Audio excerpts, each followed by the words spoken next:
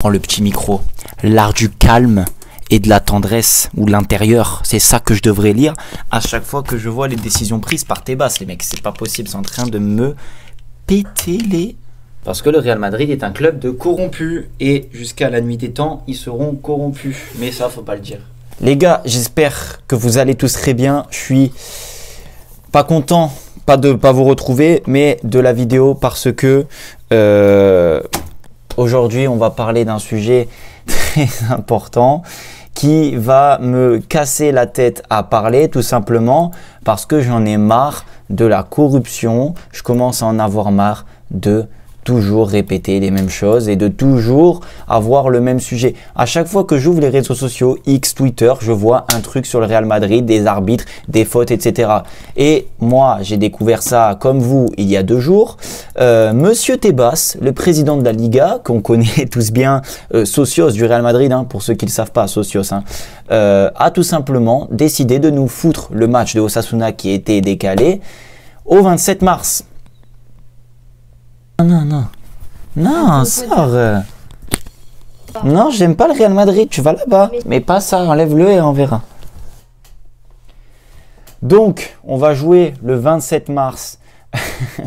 Jeudi 27 mars en pleine semaine. Donc, au lieu de nous le mettre mercredi à la limite pour avoir un peu plus de repos parce qu'on va affronter Gérone le 30, on affronte l'Atlético Madrid, demi-finale retour de Coupe du Roi le 2 avril. On affronte le Betis Séville le 5 avril. Et pour clôturer le tout, bon ça après ça devient normal, on affronte Dortmund. Donc pour vous dire qu'on a 2 jours et demi de repos entre les matchs. Pourquoi ? Explique-moi pourquoi tu nous fous un match le 27 mars. Donc en fait dans cette vidéo, j'ai pas envie de commencer à chouiner parce que en fait on chouine même plus, c'est juste c'est un fait, c'est factuel tout ce que je vais dire, mais c'est pour vous montrer la corruption, à quel point elle est importante, vous faire ouvrir les yeux sur le Real Madrid, sur les instances du Real Madrid, ce qui se passe réellement à l'intérieur. Je ne critique en aucun cas les supporters qui n'y sont absolument pour rien. Je ne critique ni même Tebas en lui-même qui a le droit de supporter un club, on est tous humains. Mais par contre, être socios du Real Madrid quand tes fonctions, c'est président de la Liga, il y a conflit, mon gars. On ne peut pas être sérieux, tu vois. Donc bon, on va clôturer un petit peu déjà le clou du spectacle en parlant d'arbitrage rapidement et on va le finir. Je ne suis pas là pour parler de ça, mais vous le savez très bien que le Real Madrid et les arbitres, c'est une histoire d'amour qui dure depuis des années. On le sait, ok, c'est merci et au revoir. Nous-mêmes, les grands clubs, le Barça a été avantagé dans son histoire. On ne va pas se mentir ici, on n'est pas là pour mentir. Mais le Real Madrid, les gars, le Real Madrid, c'est chaud. Donc en plus de ça, si... par match, tu as au moins une erreur flagrante d'arbitrage en faveur du Real Madrid, mais que tu ajoutes derrière le président de la Liga, les instances de la Liga espagnole qui favorisent tout pour que le Real Madrid ait cette Liga, bah les gars, tu ne peux pas rivaliser. Le Real Madrid sont aussi en demi-finale de la Coupe du Roi. Le Real Madrid sont aussi en demi-finale de la Coupe du Roi. Ils vont avoir plus de jours de repos que nous. Vous n'allez pas me faire dire et me faire croire que ce match contre Osasuna, qui a été, je le répète, reporté pour des raisons dramatiques, un décès j'ai envie même de dire un proche des Barcelonais. C'est un proche, c'est quelqu'un qui côtoyait au quotidien. Donc, il y a certaines personnes qui ont dit « Merci Tebas d'avoir reporté le match ». Mais encore heureux, mon gars. Encore heureux que tu reportes le match. On est humain quand même avant tout. Et puis, ça t'arrangeait bien parce que tu savais que derrière, tu allais peut-être nous la mettre à l'envers. Donc, on ne reporte pas un match pour un blessé, pour des histoires bizarres ou quoi que ce soit. Non, on reporte un match pour un décès, quelque chose de grave, d'important.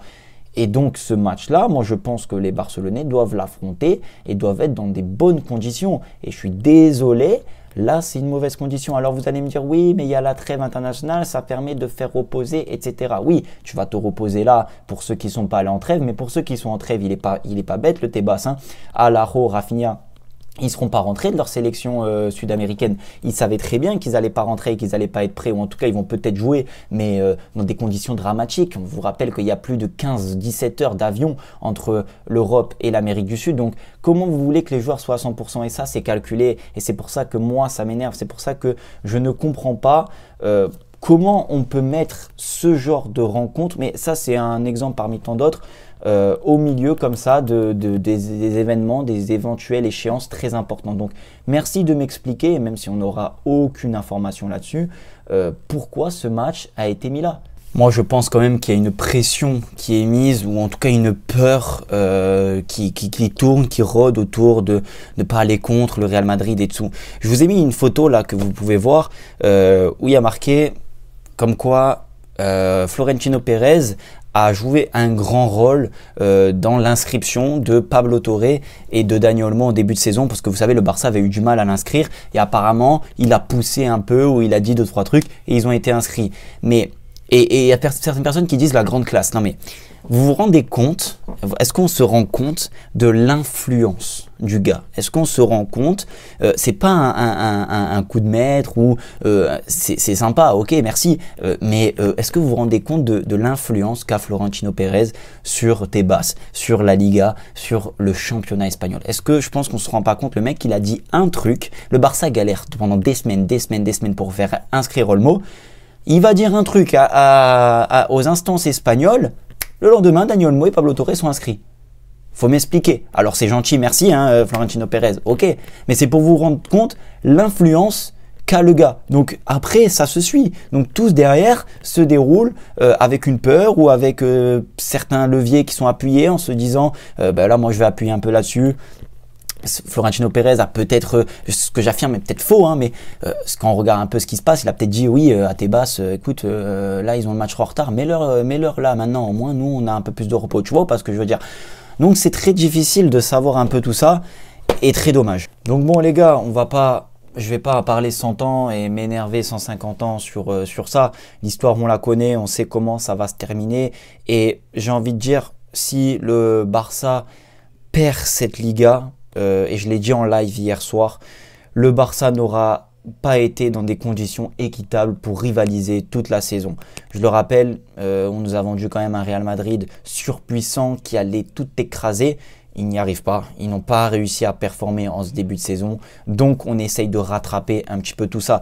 Et ce match-là qui est placé dans une date qui est pour moi impraticable pour les joueurs, est juste le reflet un petit peu du rattrapage qu'on essaye de faire ou de les cartouches qu'on essaye de donner au Real Madrid ou aux autres clubs, mais plus le Real Madrid. Et surtout pour vous montrer l'incompétence qu'il peut y avoir aussi au sein de cette Espagne et pour vous dire qu'il ne peut pas y avoir de poids de mesure. Enfin, c'est pas de poids de mesure finalement parce que il y a des choses pour ceux qui ne le savent pas et je le répète, Tebas fait partie des socios du Real Madrid. C'est-à-dire qu'il fait partie intégrante du club du Real. Et c'est le président, celui qui prend les décisions.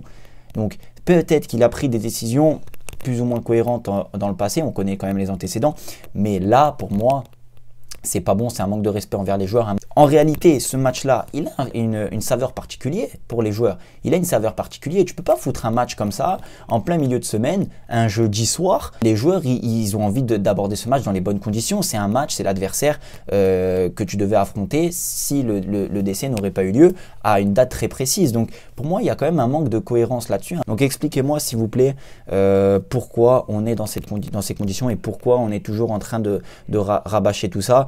Et je vais finir la vidéo sur ça, c'est est-ce que le Barça, avec toutes ces échéances-là et ce match qui est très important, vous allez me dire c'est Osasuna, c'est facile, on peut le gagner, peut-être qu'on va le gagner facilement le match. Mais la récupération est super importante quand tu as des échéances comme ça à venir. On a déjà perdu Casado, on va peut-être perdre encore des joueurs avec la sélection ou la trêve et on va peut-être perdre des joueurs même sur les échéances à venir. Donc est-ce que le Barça va être capable réellement de maintenir le rythme en termes physiques? Je ne parle pas en termes de niveau, en termes physiques, parce que là, on a un match le 27, match le 30, match le 2, match le 5, des matchs importants. On joue Girone, l'Atlético, le Betis, Dortmund juste après. Ce sont quand même des adversaires important et même Osasuna, c'est des matchs pièges qu'il faut à tout prix gagner, donc il faut les aborder dans les bonnes conditions. Je trouve ça dommage d'en faire une vidéo aujourd'hui parce que j'ai attendu un peu pour savoir si ça allait être déplacé. J'avais un peu d'espoir en me disant bon, ils vont peut-être revenir sur leur décision qui est peut-être un petit peu bête, mais finalement non. Et on se retrouve très clairement dans cette situation à parler de ça qui ne doit même pas et jamais arriver. Pour finir sur cette vidéo, le Real Madrid a eu une fois une occasion similaire et ils ont mis le match à la date où ils voulaient. voilà, c'était quasiment pour le même scénario, un match qui devait être reporté. C'était où le Barça et le Real se tenaient en tête.